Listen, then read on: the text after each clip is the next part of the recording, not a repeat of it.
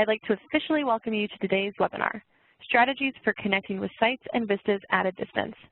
I'm Jessica Birch, and I am a training coordinator with the Corporation for National and Community Service, and I'll be your host for today's webinar.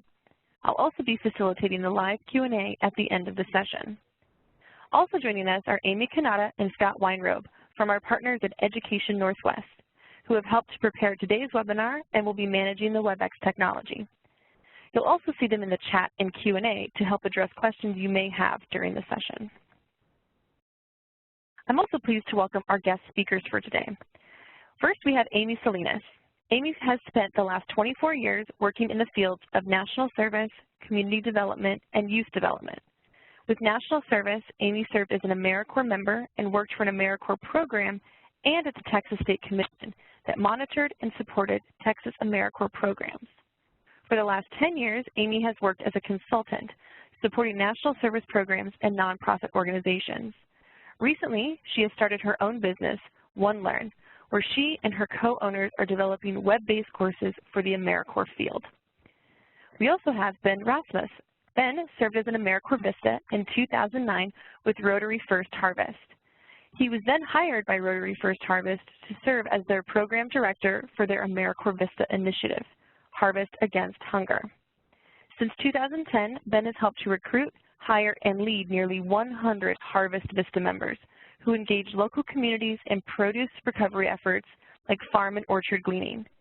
This community-driven effort has captured more than 3.5 million pounds of fresh, healthy produce with the help of more than 15,000 volunteers who have logged more than 70,000 hours of service.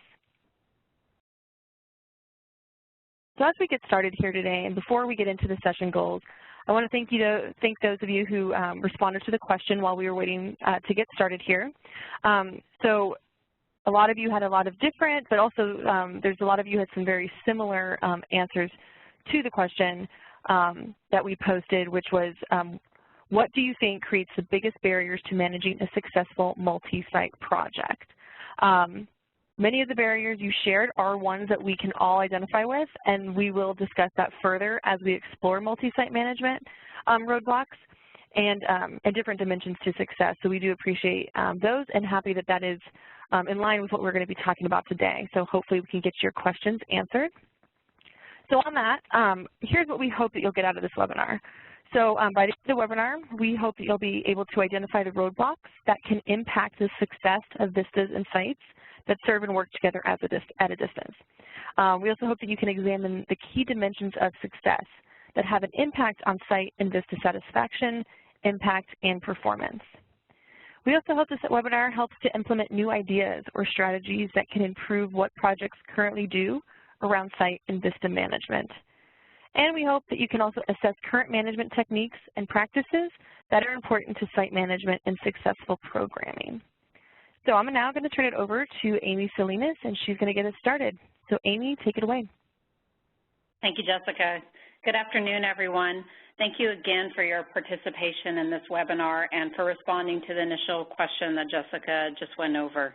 As a person who's managed large projects myself, I know, like I have done in the past, you have or will probably find yourself asking this question at some point, if not a lot. And the question is, how do I pull the people in my widespread project together into one cohesive partnership? Sometimes, if not often, you feel like you're leading distinct small teams versus one cohesive unit. And we all know the realities you face. There are low or no budgets for travel and other site and vista support pieces. You have increased expectations and responsibilities. Inside your organization, you have more influence and face time, but outside of your organization, you have less influence and personal connection to those that are apart. And people across different sites often make decisions based on local priorities instead of a unified vision.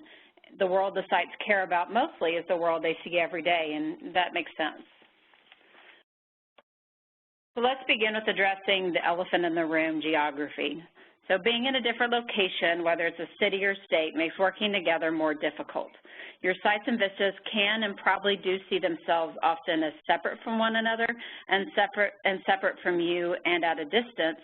And like we just said, people tend to focus on what they see on a day-to-day basis versus what is remote from their lives. So your greatest management challenge is that vistas and sites that are at a distance cannot be expected to pledge unfaltering allegiance to something that's vague and remote from their lives. Again, sites are naturally more drawn to the needs and interests of their local organizations than they are to a group that only meets once in a while that is further removed.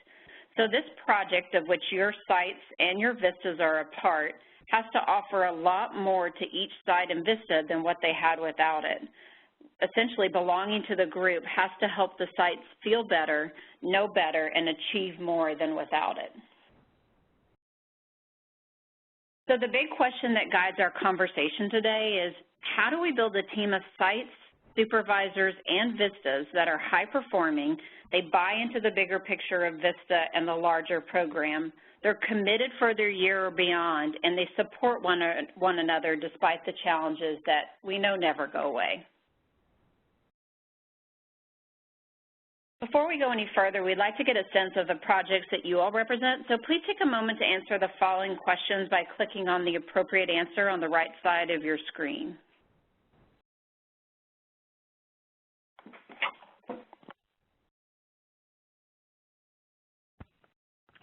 So that poll should be on the right-hand side of your screen. We'll have it up here for a few more seconds here. Take some time to answer those two questions. How many sites do you currently manage, and how many states are your sites covering? Give you a few more seconds before we see kind of who we have here on this webinar and where most of you guys are coming from.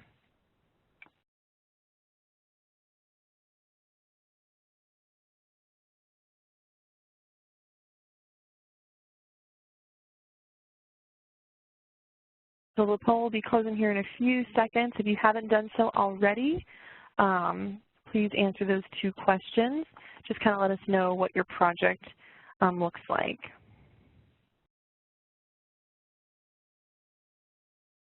It looks like the poll has closed, and we're just waiting for the results to come in.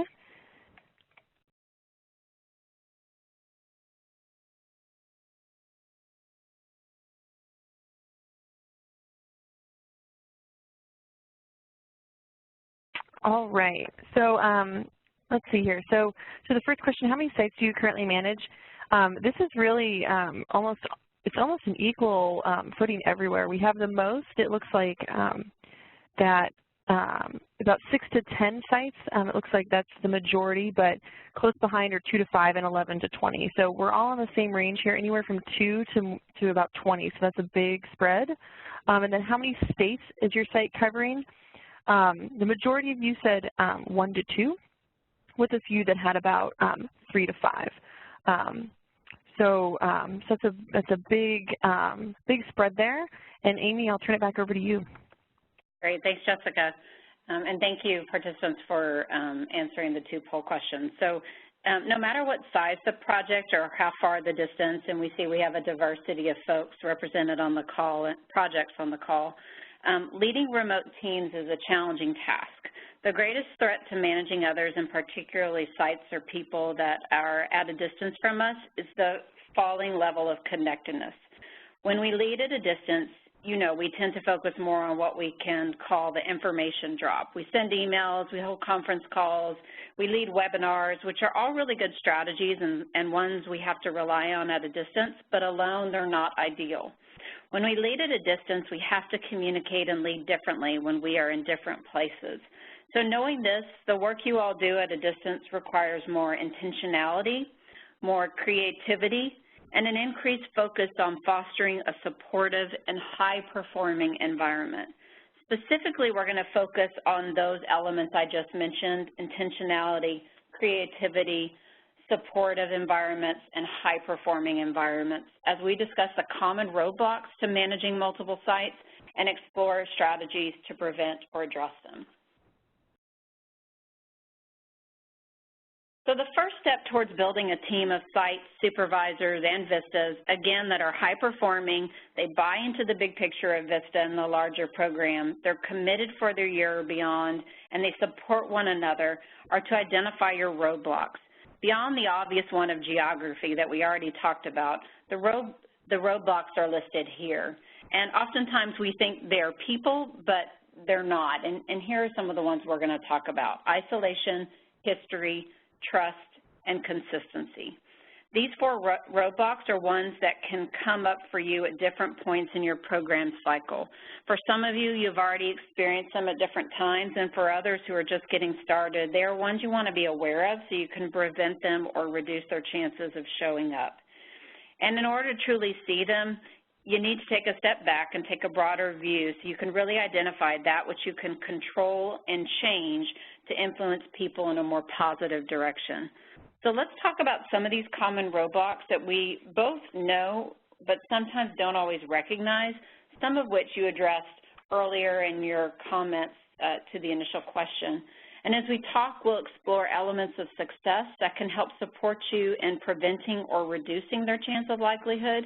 And we'll also hear from Ben about some of the great practices he has implemented and lessons he has learned while managing his multi-site project.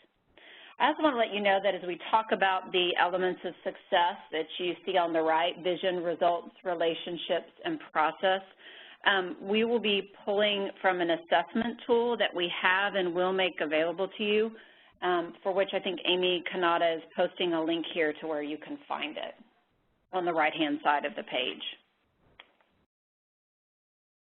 So the first roadblock we're going to discuss is that of isolation. So sites working on their own or vistas serving on their own, it keeps them from knowing you and one another and seeing what others are doing. This leads to isolation and not feeling like they're a part of a larger project that has common goals and a common purpose. People who work from a distance, for the most part, they lack a physical presence on a daily basis. As such, they need a powerful dynamic to pull them together, and that's the vision. The message you want to convey to your vistas and your sites and your supervisors is, I want you to join me. I want you to be productive with me to change the poverty issue we are facing, to join me in building this project together. And each of your stakeholders must understand and buy into the bigger picture of the VISTA program and the overall project, and also have a real clear picture of what success looks like at both a site level and a VISTA level.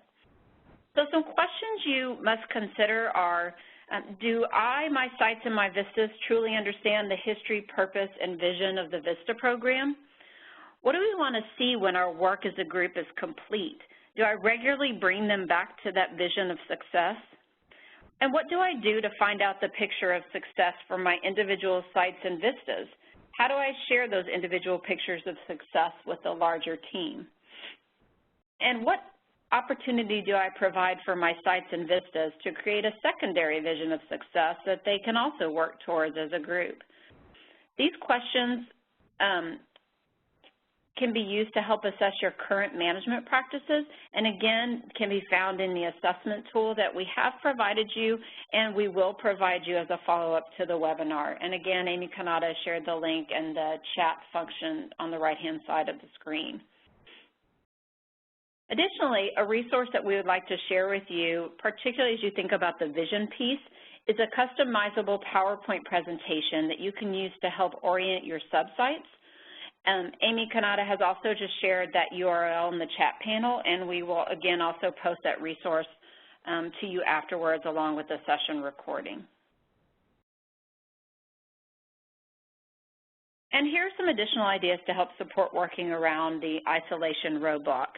If at all possible, it is ideal if sites can meet in one location so they can get to know one another and you, the leader. If this cannot happen in person, you can do something virtually, for which we will present some ideas later on in the webinar.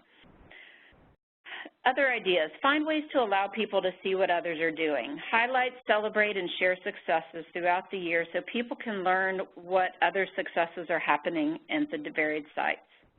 While sites and people are apart, they must also have a strong initial and ongoing communication, and you all talked about that in your initial responses to the first question. They must have that strong initial and ongoing communication they want and need so they can feel the connection as a single group. To accomplish this, it's really important that you create an ongoing communication, training, support, and monitoring strategy. Also, consider establishing a peer support system so that people feel a connection to others in the project and they see the role they play in helping others achieve success and why that might be important. And let's hear from Ben about his response to both the geographic distance and the isolation roadblocks. Super. Thanks so much, Amy. Hi, everyone. It's great to be on today's call and share a few ideas that have worked well for our program here in Washington State. Geography is a real barrier for our Harvest Against Hunger project, and we strategically have a statewide footprint to have a larger impact. Just to give you guys an example, it's a 7-hour drive between two of our site locations that are located on opposite sides of the state. And it's challenging to foster a sense of team and a collaborative environment with such distances.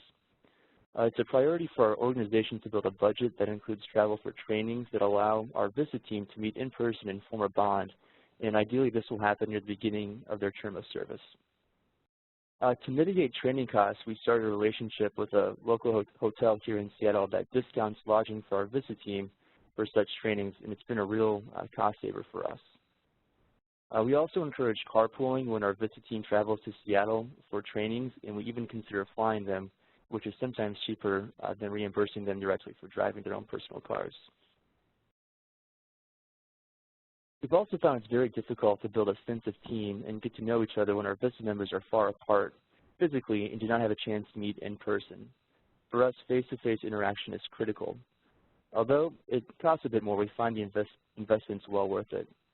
We try to build fun events into our trainings, like a field day of experiential learning. We also create time for fun social outings during the evenings of our training. Something like bowling is a great opportunity for our visitors to get to know each other on a more personal level. We also encourage regional partnerships and meetings, like groups in different pockets in the state, whether it's central Washington, eastern, or the western part of our state. And these oftentimes overlap with other conferences, trainings, or volunteer events. For us, the Hunger Relief community hosts a lot of these types of events. So we encourage our VISTAs to attend and interact with their colleagues and team members, as well as other AmeriCorps VISTA members that might be serving in similar regions, but on slightly different projects. Just as another example, sometimes our members will even camp to save on travel costs at these events. For example, there's an annual Washington Food Coalition conference for the Hunger Relief community. At this event, our team attends, and we usually camp, which is great for everyone to hang out in a very informal and fun environment and talk about our projects and the communities that everyone's serving. Besides camping, VISTA teams can also explore using an Airbnb or VRBO to stay together in one location, and it often is cheaper than putting everyone up in separate hotel rooms.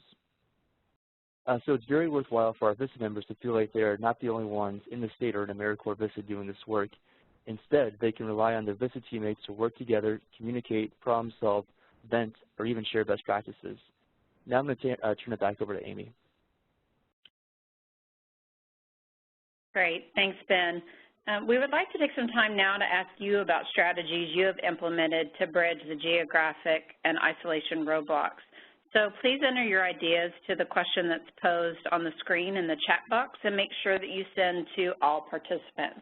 And the question is, what have you found successful in bridging geographic and isolation roadblocks?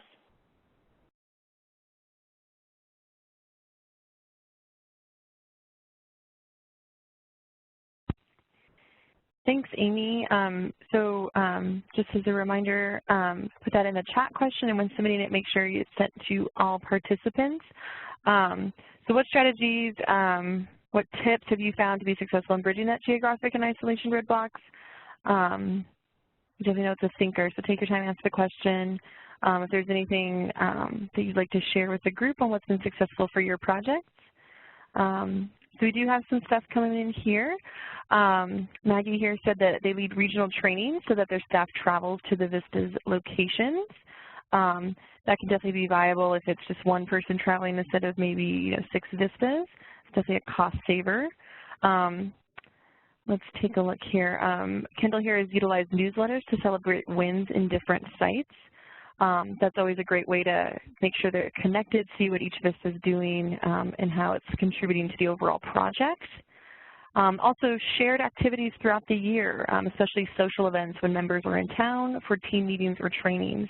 Definitely being able to get that social time, when it's combined with like a training is always a great way to get that camaraderie. Let's see here. They have a monthly, Kelly here said that they have a monthly online chat session and pen pals, which is so great, like a VISTA buddy throughout your year, which is a fantastic way to keep people connected. Abigail here said that Montana, state of Montana conducts a state-based PSO for all vistas serving in Montana. It's definitely a unique situation to Montana, but that's a way to, you know, if you can get all of them in one area, even if it's just to do a small OSOT, an on-site orientation and training with your vistas, that's always a benefit. Vicki here said that she uses Skype so that they can see each other across screens and the cameras and on computers so they can see each other during meetings. Definitely adding that video element definitely can increase that feeling of togetherness and reduce that isolation people may feel.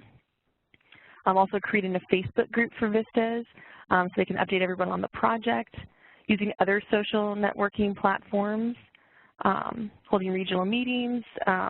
Erin here says they offer a monthly Google Hangout for members to join remotely and talk about particular subject matter and connect.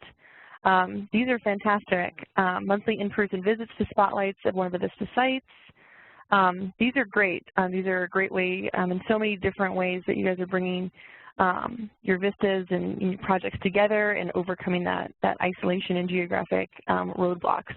So from here, I'll send it back over to Amy. Great. Thank you, everyone, again, for sharing. I've written down so many different ideas that you posted in the chat window, so thank you. The second roadblock that we're going to talk about is history. For the most part, or with many of you, you have little or no history as a unified group with either the organizations or the site supervisors and or your vistas. As such, it's important to create a new history, a future that everyone can hold on to, one that has them look beyond the narrow confines of each site to look at something greater. Another element that must be considered for your project, so we talked about vision previously, is results. So to create that history with those involved in the project, you must show that this project will improve everyone's world, including the individual communities, the overall poverty area, and those of the sites and those of the vistas. Some questions you must consider are, do sites and vistas understand the poverty-related problem you are trying to address? Do sites understand and did they have a role in developing the performance measurements that you have to report on? And how do you train and support them on the measures, the data collection strategies, and what is expected of them? Do vistas understand and have access to key documents that would provide them with some really useful information, talking specifically about the narrative that initially got you securing the VISTA project and the performance measurements? Additional questions, do you, your sites, and vistas agree on what you're trying to achieve in each year? What will be developed in place or happening as a result of everyone's work at each year in the 3-year grant cycle? And how do we demonstrate and celebrate our success throughout the year? How do we reflect on the challenges?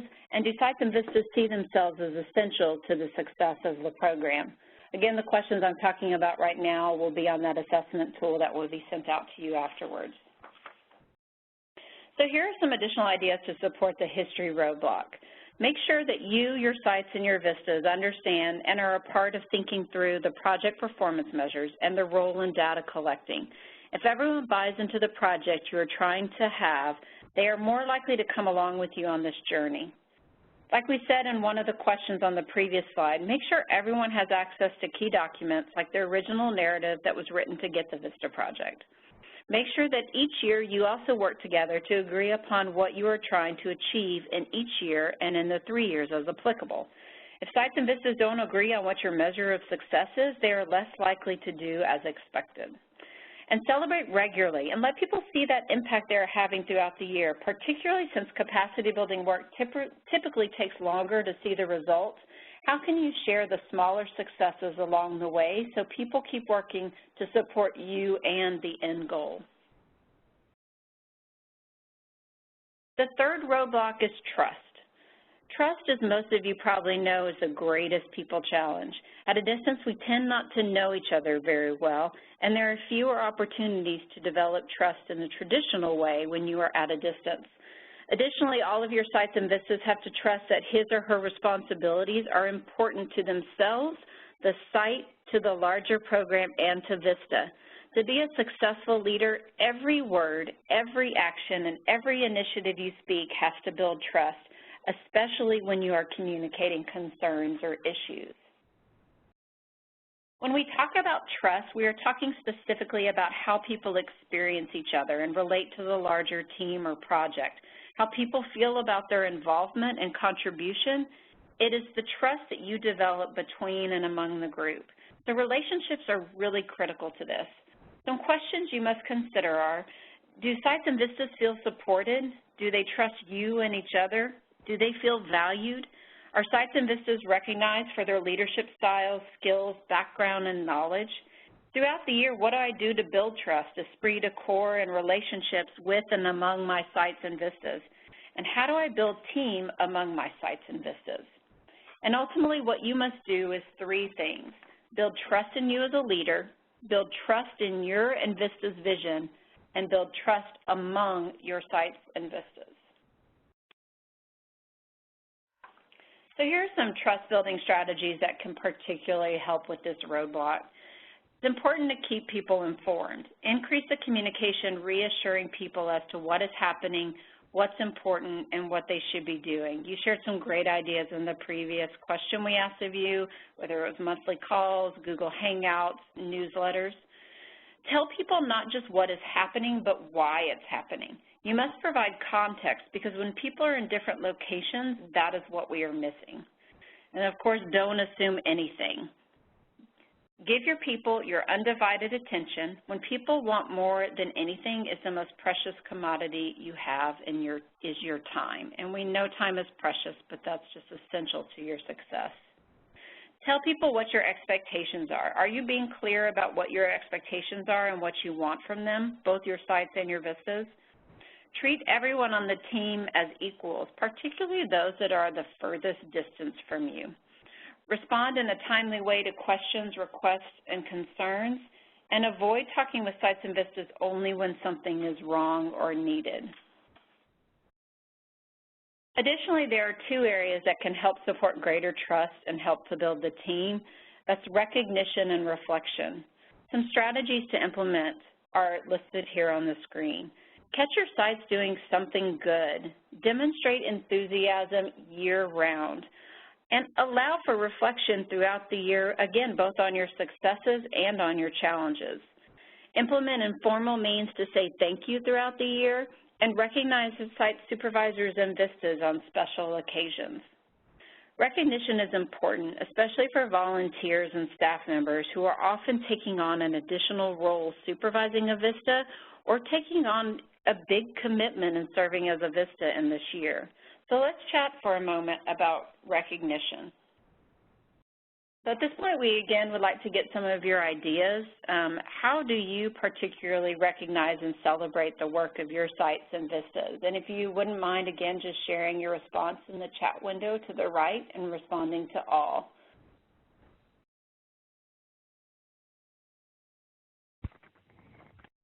All right. So as the answers come in here, remember, how do you recognize and celebrate the work of your sites and vistas? Once again, put your answers in the chat and make sure that it is sent to all participants. So we have a few coming in here. Shelly here said a monthly newsletter.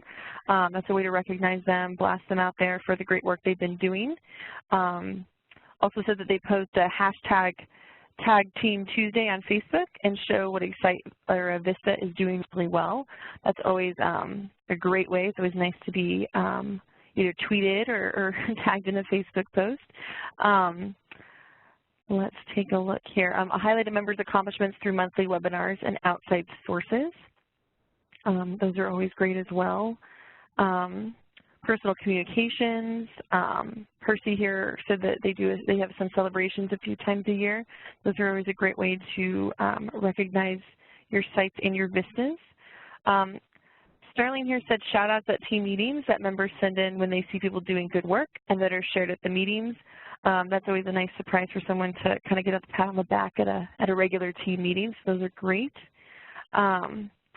Also, birthday cards, Facebook posts, like we said, recognize accomplishments during quarterly staff meetings in front of all employees in all departments.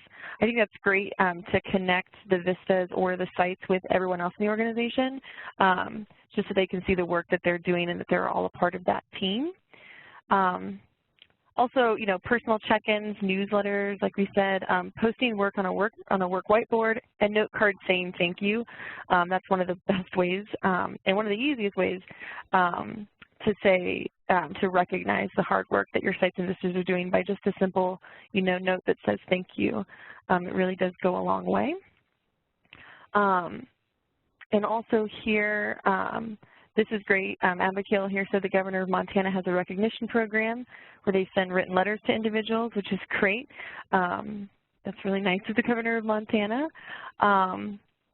These are a lot of great things, certificates of service. A lot of these are newsletters. A lot of these, are great ways to show your vistas and your sites that what they're doing really matters and that it really is noticed. So thank you guys for doing that. I'm going to turn it back over to Amy, and she can take us from here. Great. Thank you, Jessica. And thank you again, everyone, for sharing their great ideas. I'm writing down tons of them. I think they're all really important. Great. So, and this roadblock that we're going to talk about next ties in perfectly with the previous one we discussed around trust. One of the best ways to address trust, of course, is to ensure consistency, which is the fourth roadblock that can potentially get in your way. If you promise to build a great project where all feel like they are a part, you must also give every site and every vista a chance to shine. This requires that you provide each and every site and vista as equal an experience as you can so they have the building blocks to be successful. Thoughtful planning can help a great deal with this particular roadblock. If you spend time bringing people and organizations on board in a thoughtful and intentional manner, and you develop the systems, processes, practices, and ideas at all stages of the program to help ensure all site and vistas are treated the same way no matter where they are or with whom they are placed, then that goes a long way to avoiding the roadblocks that can affect the overall project and individual success. Again, some questions you must consider are all my processes clear, logical, efficient, appropriate? Are they written and shared? Do I accept feedback on them? Do I find ways to remind my sites and vistas of important and timely processes? Do my sites and vistas have a clear role that they perceive to be essential to the outcomes? Do I respond again in a timely way to questions, requests, concerns? Do I hold my sites and vistas accountable when they do not respond in a timely way? Do I have an ongoing communication, training, support, and monitoring strategy with my sites and vistas? And am I consistent across all sites and with all vistas? And to support your thinking through on all of the processes and systems, tools, and actions that can help ensure consistency, it's important to understand the cycle of your project year and the areas for which this requires your attention.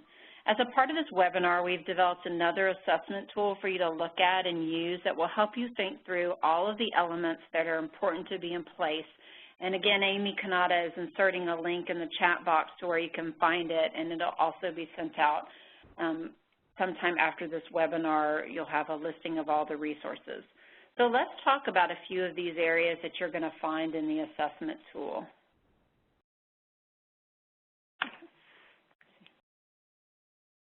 Thoughtful planning and well-developed processes and support systems are really very important so that everyone has as clear of an understanding as they can about what is going to happen next, what is expected of them in terms of their roles and responsibilities, and what is required. This starts with site selection and developing the Memorandum of Understanding. With your Memorandum of Understanding, these should be written, collaboratively developed partner site agreements that include a thorough understanding of the program, everyone's roles and responsibilities and expectations, any important policies and procedures for which folks need to know about, the outcomes of the project, and any other final agreements as far as responsibilities.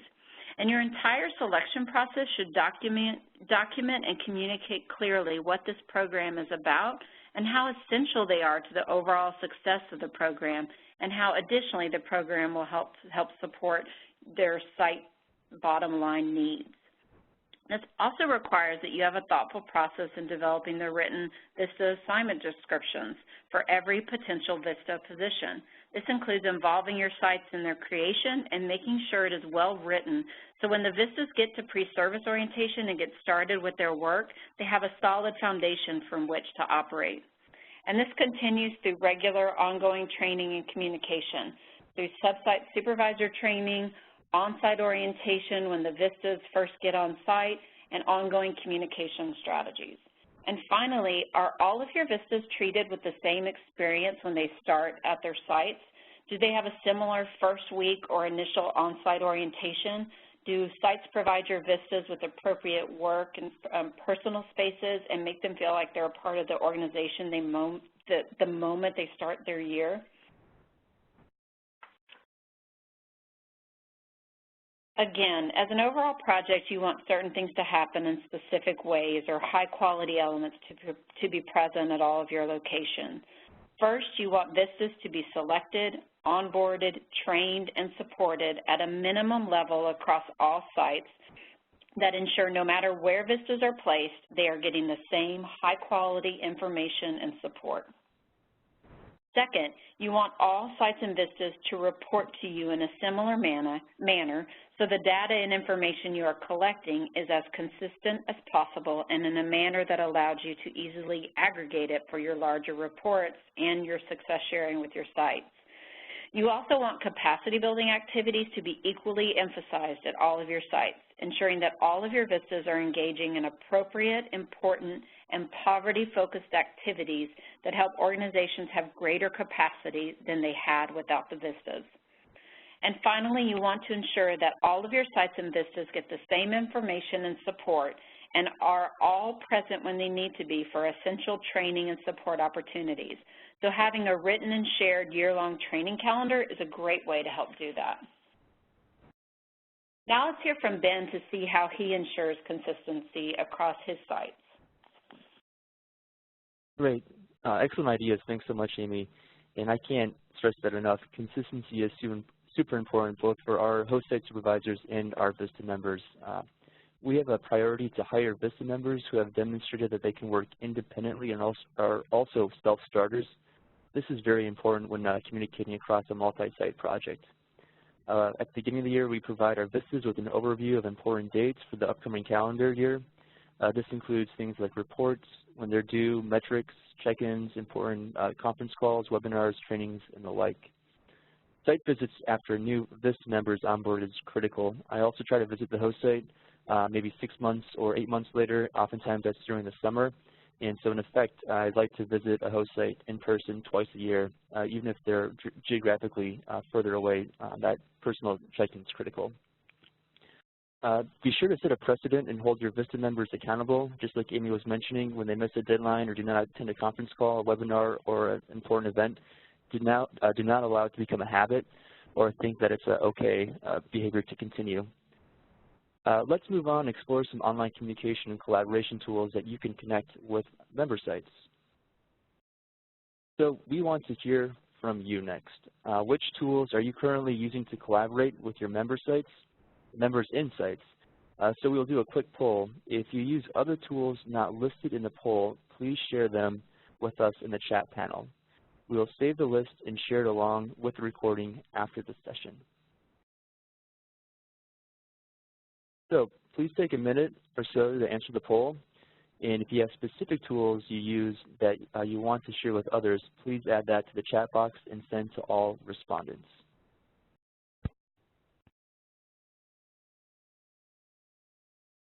Thank you, Ben. So take a few seconds here and to do this poll. So what online communications and collaboration tools are you using? Do you use Facebook, YouTube, like a SlideShare, scheduling tools, or other? If you do, as it says on here, share in the chat. Let us know what that is. So as this stuff comes up, I'm going to read these out. We're going to do the poll, but certain things as we wait for the poll results and for you guys to tally those all in. Let's read a few of the responses that are coming in through the chat. So it looks like, let's see, Kendall here uses Basecamp. There are a lot of Google, either that's Docs, spreadsheets, or Google Community that's used. Google Groups as well. There's also a GoToWebinar that Robert here uses. And we did get a comment here that it's kind of hard to do the poll. We're doing both here.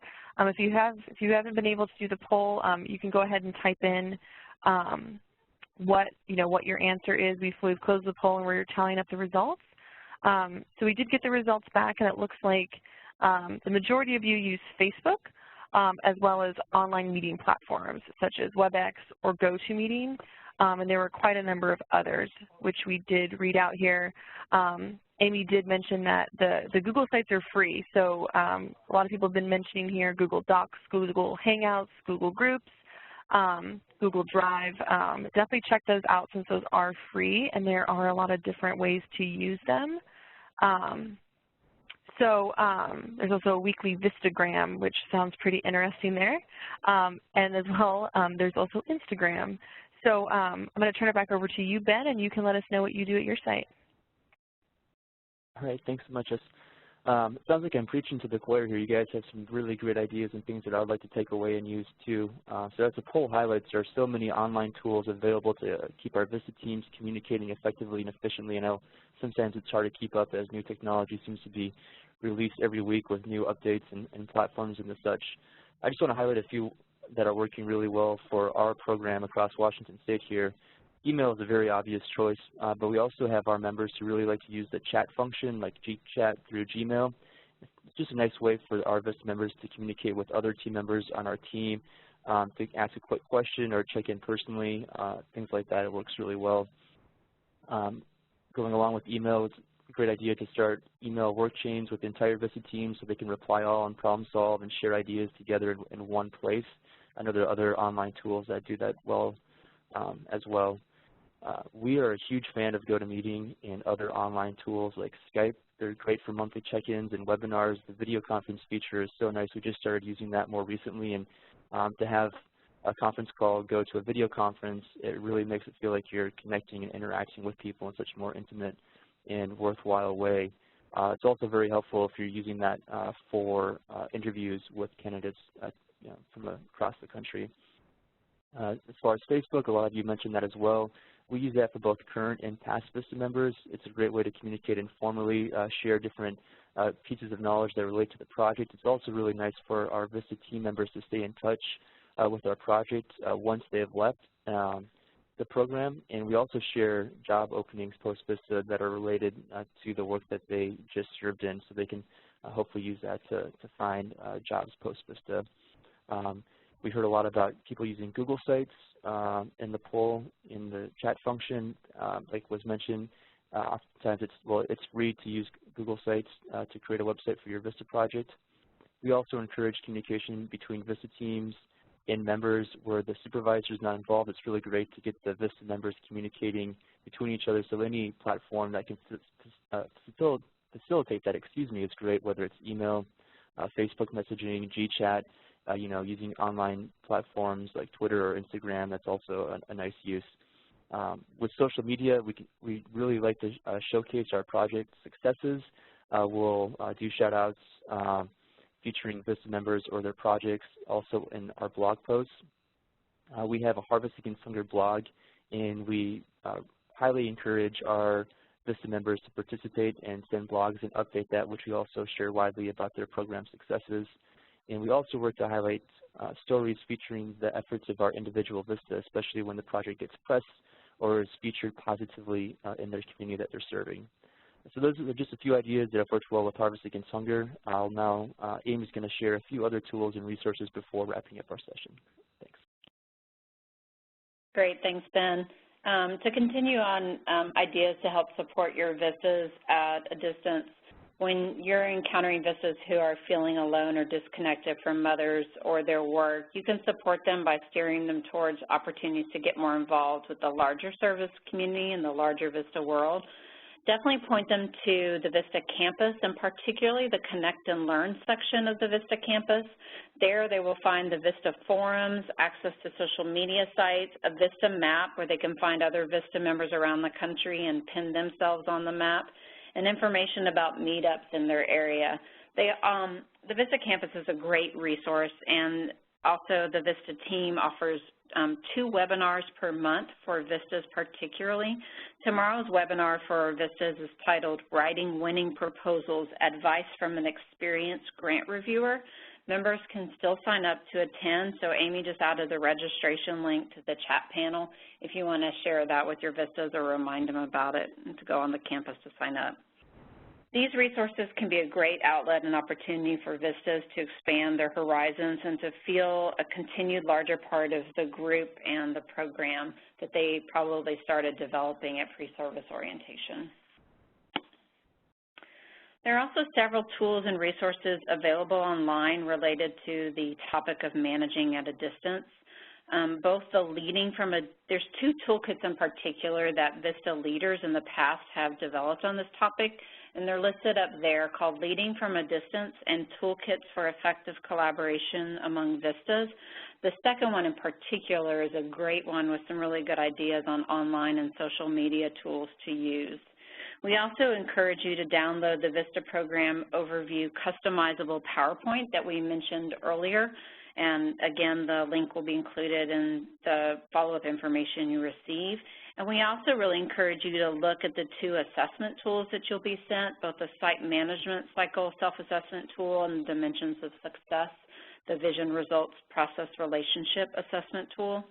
And finally, I'd like to recommend to you a great book on this topic that is super easy to read and gets at so many of the points we just talked about. It is called Virtual Leadership by Dr. Jocelyn Costner, and it talks specifically about managing people at a distance through a story about King Arthur and the Knights of the Round Table. And I know that sounds kind of quirky, but you can typically find it on Amazon at a very inexpensive price. And if you are not hooked up to the first few pages, you can put it down, but my guess is that you will want to read it all the way through. And again, it's a really easy read and has been one of my favorite tools for managing sites at a distance. So again, links to all these resources will be posted along with the recording of today's session on the VISTA campus, and you'll get an email once the files are posted. As you can see, there's no really magic power you can wave in the air and expect people to magically go along with you in the program for the year. The magic and the success of your project is not in one thing. It's really what you create with people, and as a reminder, what you do with intentionality and creativity to create a high-quality and supportive project.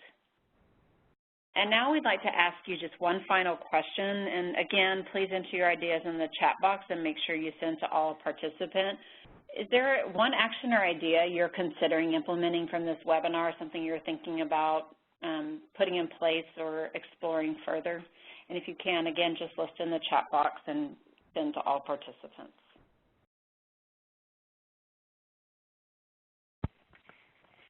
Thank you, Amy. So as you guys type in your answers here, remember to do that in the chat and make sure it's to all participants. You guys have been really great at doing all that. Just one more reminder there. And list one action or idea you're considering implementing from this webinar. So let's see, a few here are coming in. So Caitlin is going to do group check-ins. Robert is going to he's going to create a yearly training calendar. That'll be really great just to kind of lay that out for the full year. A lot of people are liking the newsletters and are going to try to implement that.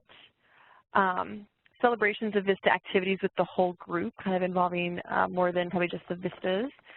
That's fantastic. And being more intentional with sharing on social media.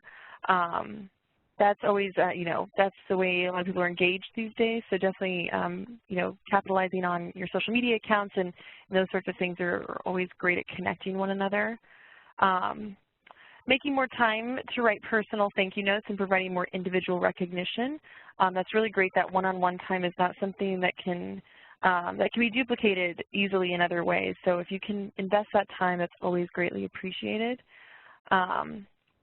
Definitely, some of the same things here, newsletters, more recognition opportunities. This one, Katie here said that they have a veterans focused program, so implementing a battle buddy, kind of like a pen pal, VISTA support model may be really helpful. That sounds fantastic, Katie. And then a monthly internal newsletter celebrating specific VISTA Insight successes, so that's really great. So those are all great. I'm sure there's a lot more here that are going to come up that's going on in your brain that you're going to implement after this webinar. But I appreciate you guys sharing those with us, and I'm sure your vistas and your sites are going to thank you as well for taking that time to do that. So now as we wrap up and before we get to Q&A, we just want to know what you thought. On the right side of your screen, you will find a quick poll where you can share feedback about this webinar. Please just take a few moments to answer the questions. We like to be able to improve these webinars, and your input helps us greatly. We look at these, we adjust each and every webinar from your feedback. So please let us know what you thought, what you liked, what you'd like to see changed, and also what would you like to see for future webinars? What topics could you benefit for another webinar? So just take some time to do that. As you're doing the evaluation, we do want to open it up now to Q&A. So we've given you a lot to think about. Amy's given you a lot to think about. Ben has shared some of the stuff he does and has probably given you a lot to think about. So now it's time for your questions. You can ask a question using the Q&A panel located at the right of your screen. I'm also going to ask our operator now to let us know how you ask a question by the phone. So operator, are you there? Yes, ma'am. Thank you. If you would like to ask a question, that is *1 on your touch-tone phone. That is star, then 1. You'll be asked to state your name prior to joining the queue. Please make sure your mute feature is off and you state your name clearly. To withdraw your question from the queue, that will be *2. Once again, *1 to ask a question. Thank you so much.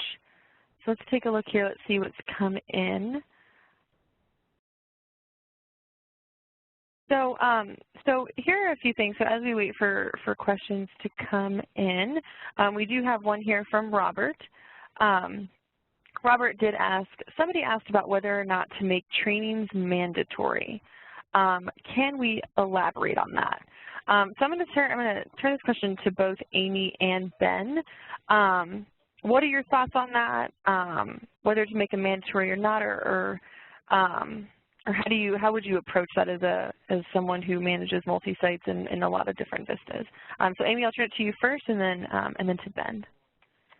Sure. I think it's really essentially important to be very clear up front what expectations are, and part of that is what expectations for participation are. So if you can include in, if you're talking about sites, your memorandums of understanding, and if you're talking about vistas, any of your onboarding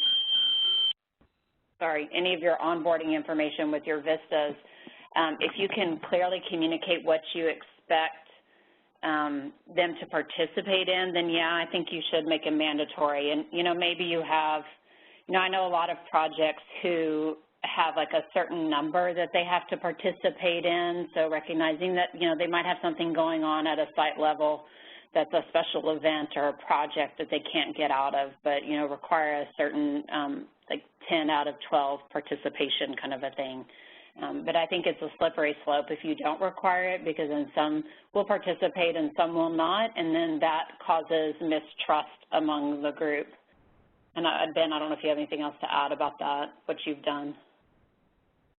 I would agree with what you just said, Amy. I feel like we have two different levels of training. We have our state trainings where we spend a fair amount of money to get our whole team into Seattle at one time and interact face-to-face, and that's mandatory, and we make that very clear that the VISTA members are expected to keep their calendar clear for that date and be here for it.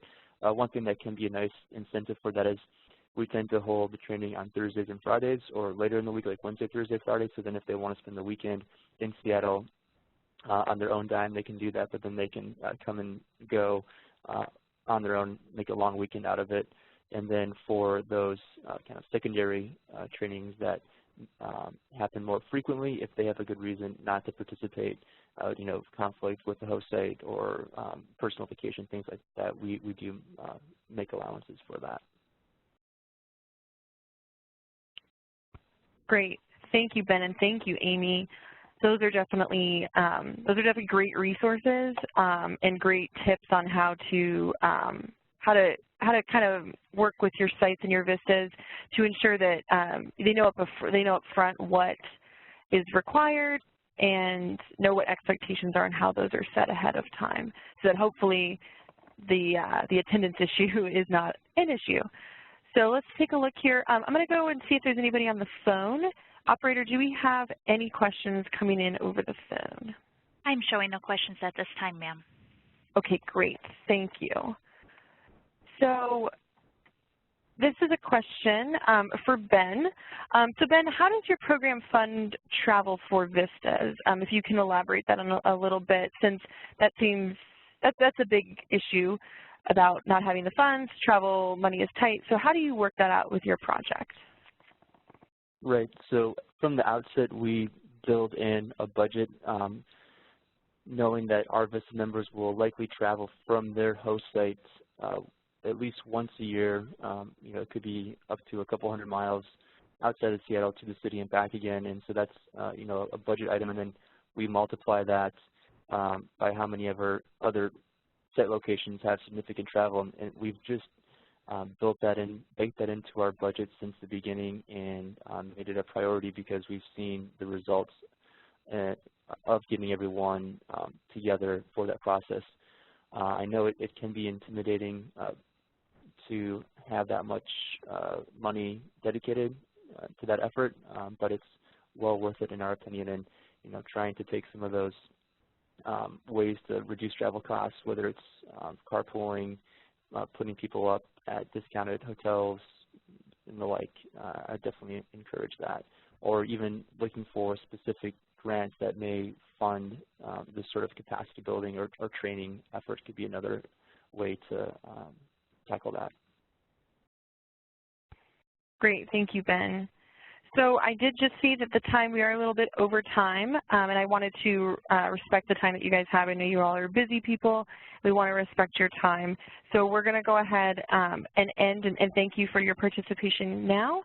Please, if you have questions that come up that didn't get answered, something pops into your mind, this is not your only chance to answer or to ask those questions. So if you have further questions or for more information, you can contact vistawebinars@cns.gov, and we'll be happy to follow up with you.